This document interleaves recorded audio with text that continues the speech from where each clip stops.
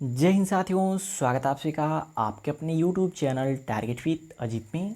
तो साथियों, उम्मीद करता हूं कि आप सभी स्वस्थ होंगे और अपनी अपनी तैयारी ज़बरदस्त तरीके से कर रहे होंगे। तो साथियों, आज मैं इस वीडियो में आप सभी लोगों से एक बहुत ही महत्वपूर्ण सुप्रीम कोर्ट के फैसले पर बात करने वाला हूं, जो आज से लगभग 1 महीने पहले आया था, जिसको लेकर के बहुत सारे बच्चे कन्फ्यूज़ हैं और बार बार मैसेज कर रहे हैं और कॉल करके पूछ रहे हैं। तो इस वीडियो के माध्यम से मैं आप सभी लोगों को एक एक करके सभी डाउट्स को क्लियर करने वाला हूं। तो वीडियो को अंत तक जरूर देखिएगा और चैनल पर नए हैं तो सब्सक्राइब जरूर कर लीजिएगा, क्योंकि विभिन्न प्रकार के भर्तियों संबंधित अपडेट आप सभी लोग को इस चैनल के माध्यम से दी जाती हैं। तो साथियों, सबसे अधिक पूछा जाने वाला प्रश्न यही है कि क्या अब सुप्रीम कोर्ट की फैसला आने के बाद से जो भी बच्चे हैं ओबीसी, एससी, एसटी कैटेगरी के, उनको अब जनरल की सीट पे काउंट नहीं किया जाएगा? तो इसका आंसर है ज़रूर काउंट किया जाएगा। और यह आज तक होता हुआ चला आया है, क्योंकि सभी वैकेंसियों का एक रूल है। और वो रूल क्या है कि अगर ओबीसी, एससी, एसटी कैटेगरी का छात्र जनरल से ज़्यादा मार्क्स लाता है तो वह अपनी कैटेगरी में आरक्षित सीट के बजाय जनरल कैटेगरी की सीट पर काउंट होता है, यदि वह अपनी कैटेगरी का लाभ न लिया हुआ हो। कब मिलता है? यदि वह अपनी कैटेगरी का लाभ नहीं दिया हुआ है।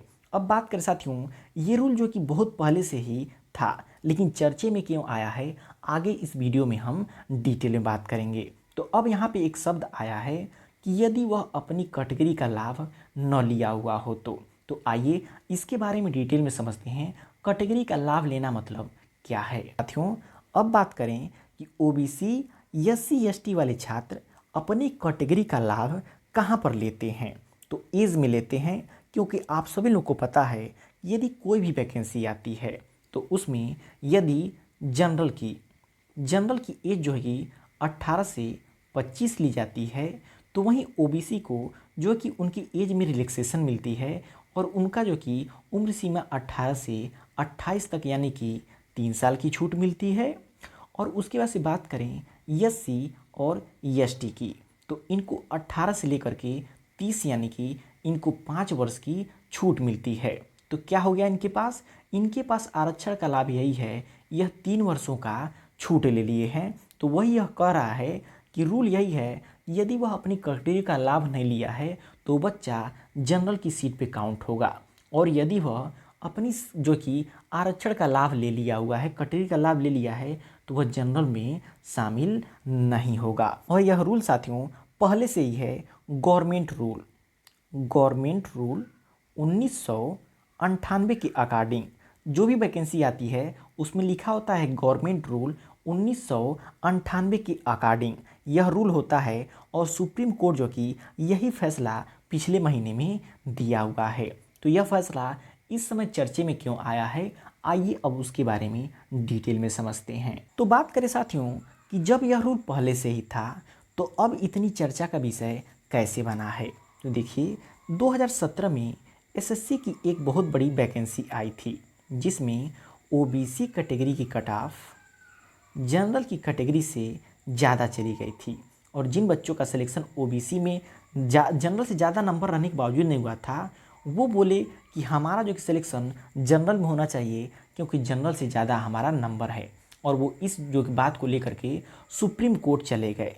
क्यों चले गए?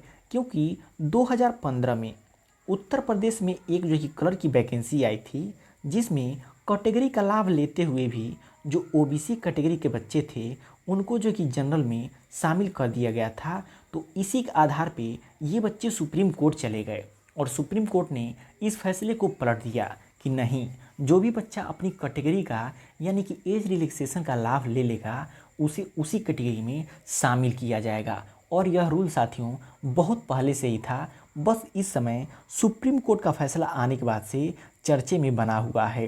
तो यदि कोई भी बच्चा ओबीसी का हो, एससी का हो या फिर एसटी का हो, वो अपनी कैटेगरी में एज रिलैक्सेशन का लाभ ले लेगा तो आने वाली किसी वैकेंसी में भी उसे जो कि जनरल में काउंट नहीं किया जाएगा।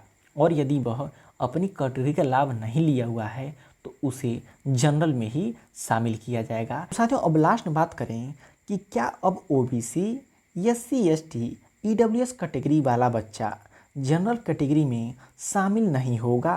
तो बिल्कुल होगा, और यह रूल पहले से ही था, बस इस समय चर्चे में आने का मतलब यही है कि सुप्रीम कोर्ट का फैसला आया हुआ है कि यदि कोई भी बच्चा OBC SC/ST या फिर EWS का है, वो उसमें सेलेक्ट किया हुआ है और यदि वह उसका आरक्षण का लाभ ले चुका है, जैसे एज रिलैक्सेशन ही हुआ, यदि वह उसका लाभ ले चुका है, तो भले ही इन कैटेगरी का कट ऑफ कम जाए या फिर अधिक जाए, और जनरल का कम हो या फिर अधिक हो, वो अपने ही कैटेगरी में काउंट होंगे, और यदि वह लाभ नहीं लिए हुए हैं तो वो जनरल कैटेगरी में ही शामिल होंगे।